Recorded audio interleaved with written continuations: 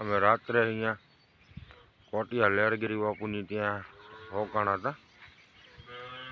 ખૂબ પવન ને નેચરલ વાતાવરણ ને બાપુનું જેવું નામ છે એવો જ એનો આદર સત્કાર અને એવો જ એનો આનંદ।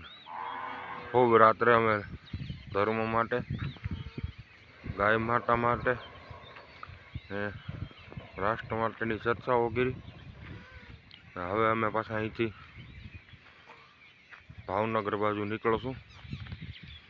અશોક ભારતી બાપુ તૈયાર થઈ ગયા છે। ઓમ નમો નારાયણ બાપુ, તારાગીરી બાપુ તૈયાર થઈ ગયા છે। બાપુ કેવી મજા આવી નીંદરમાં?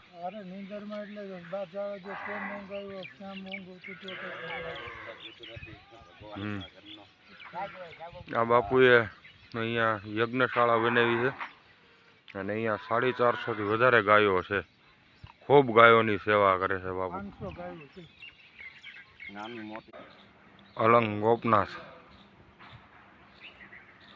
અલંગમાં ગોપનાથ આવેલું છે ભાવનગર પાસે।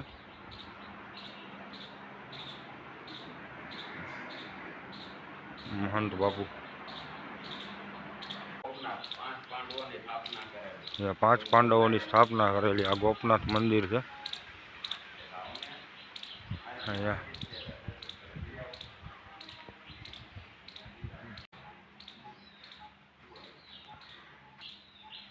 ખૂબ પ્રેમી મહાત્મા છે।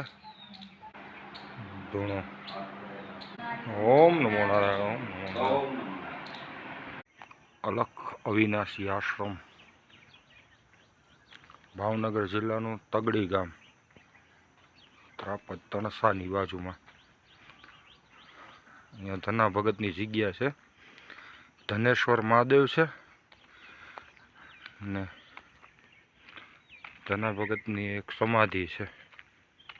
ધનેશ્વર મહાદેવ છે, નીચે ધના ભગતની સમાધિ છે।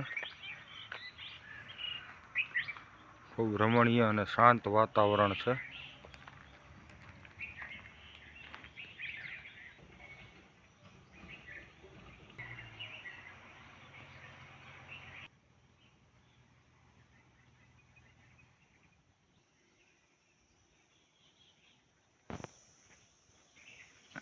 વિશાળ મસ્ત આશ્રમ છે।